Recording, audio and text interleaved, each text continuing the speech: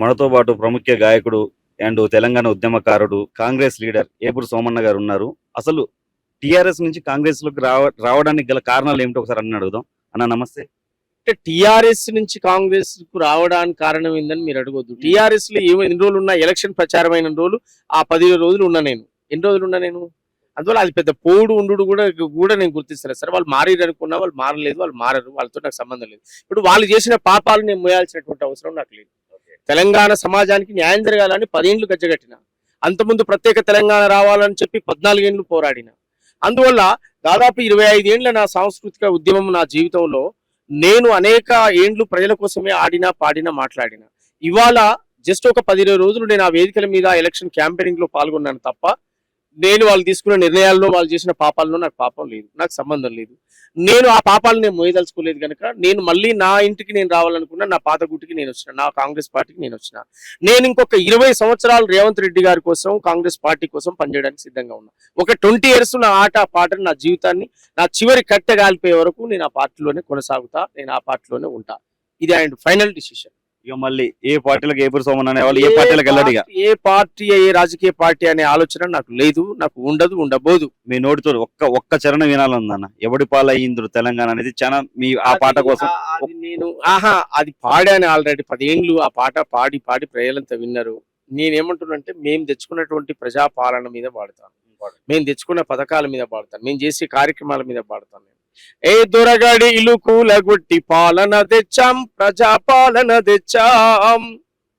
అరే దొరగడి ఇల్లు కూలగొట్టి పాలన తెచ్చాం, ప్రజాపాలన తెచ్చాం. పల్లె పల్లె ఏకమయ్యి లుల్లిని పెట్టాం, దొరల గద్దెను దింపాం. పల్లె పల్లె ఏకమయ్యి లుల్లిని పెట్టాం, దొరల గద్దెను దింపాం. ఊరువాడ ఏకమయ్యి ఉద్యమాలు రాజేసిం, ఊరువాడ ఏకమయ్యి ఉద్యమాలు రాజేసిం. అరే ప్రజాపాలన అంటూ ప్రజల మధ్యకొచ్చినాము, ప్రజాపాలన తెచ్చాం, ప్రజల మధ్యకు వచ్చాం. అట్లా ఊరు వాడను చైతన్యవంతం చేయాలని చెప్పి, ప్రజలను ఏకం చేయాలని చెప్పి పోరాడినం. అద్భుతమైనటువంటి పరిపాలన వచ్చింది. ఆ 1 month క్యాంపెయినింగ్ లో మాత్రమే నేను బీఆర్ఎస్ పార్టీతో పాటు ప్రయాణం చేశాను. కానీ నేను రాసిన పాట, మాట అన్ని కాంగ్రెస్ పార్టీ గెలుపు కోసం ఉపయోగపడ్డాయే తప్ప ఇంకేదో కాదు. నేను రాసిన ఎవడిపాలైంద్రో తెలంగాణ కాంగ్రెస్ పార్టీకి ఉపయోగపడ్డది. నేను రాసిన కేసీఆర్ మీద రాసిన ప్రతి పాట కాంగ్రెస్ పార్టీ గెలుపు కోసం పనిచేసినాయి. ఎయ్యర ఓటు, చెయ్యి గుర్తుకు ఓటు, పొడవర పోటు, కారు టైరుకు పోటు అని చెప్పి నేను పాట రాశాను. ఇవన్నీ అనేక పాటలు. సోనియా గాంధీ కృతజ్ఞత చెప్పి రేపు 2వ తారీఖు నాడు వచ్చేటువంటి దశాబ్ద కాల ఉత్సవాల సందర్భంగా రేపు 2 నాడు రాష్ట్ర ఆవిర్భావ దినోత్సవం. దేశం కోసం ప్రాణం ఇచ్చిన కుటుంబం మీదమ్మా, ఈ దేశాన్నే లేపద విని వదిలిన త్యాగం నీదమ్మా. ఆటుపోటులకు నిలబడగలిగే ధైర్యం నీదమ్మా. ఉక్కు మైల మన తల్లి ఇందిరను యాది చేసివమ్మా. అమ్మా సోనియమ్మా, మా సల్లని తల్లివే అమ్మా. మా ఆశల రూపం నీవే, మా రేపటి స్వప్నం నీవే. 60 ఏండ్ల తెలంగాణ ప్రజల తండాట చూసివమ్మా. వేలాది బిడ్డల బలిదానంతో చలించినావమ్మా. మాట దప్పని మడమ దిప్పని గుణమే నీదమ్మా. తరతరాలుగా కాంగ్రెసుకు ప్రజలే బలమమ్మా. నువ్వు తీసుకున్న ఈ నిర్ణయానికి తిరుగే లేదమ్మా.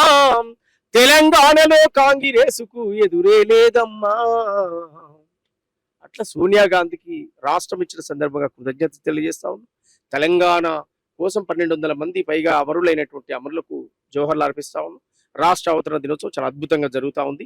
జై జై హే తెలంగాణ పాటను రాష్ట్ర గీతంగా ఆమోదించి ఆ పాటను ముందుకు ఇస్తున్నటువంటి గౌరవ ముఖ్యమంత్రి రేవంత్ రెడ్డి గారికి, కాంగ్రెస్ ప్రభుత్వానికి ధన్యవాదాలు తెలియజేస్తా ఉన్నాం.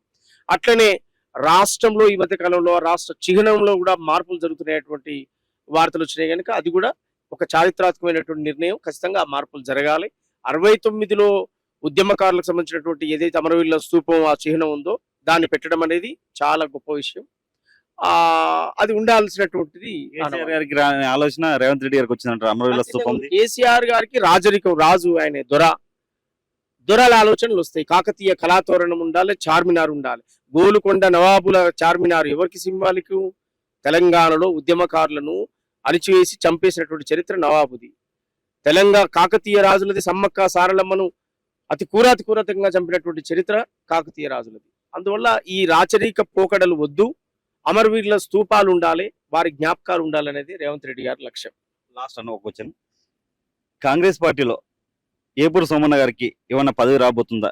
ఆ, ఏదన్నా చిన్న పదవి ఇచ్చే ఆలోచన ఉందా? కాంగ్రెస్ పార్టీ కార్యకర్తగా మేము పనిచేయడానికి సిద్ధంగా ఉన్నాం. కాంగ్రెస్ పార్టీ కార్యకర్తగా పనిచేస్తా. కాంగ్రెస్ పార్టీకి సాంస్కృతిక సైనికుడిగా పనిచేస్తా. కాంగ్రెస్ పార్టీకి ప్రభుత్వానికి ప్రజలకు మధ్య వారధిగా పనిచేస్తా. సాంస్కృతికంగా కాంగ్రెస్ పార్టీ ప్రభుత్వం ప్రవేశపెట్టేటువంటి పథకాలను ప్రజలకు చేరవేసే విధంగా నా ఆట పాట మాట కొనసాగుతుంది. పదవా ఇంకేదా అనేది అది పార్టీ డిసైడ్ చేస్తుంది. గౌరవ ముఖ్యమంత్రి రేవంత్ రెడ్డి గారు డిసైడ్ చేస్తారు. నేను ఒక సాంస్కృతిక కార్యకర్తగా కొనసాగుతా పనిచేస్తాను. థ్యాంక్ యూ అన్న.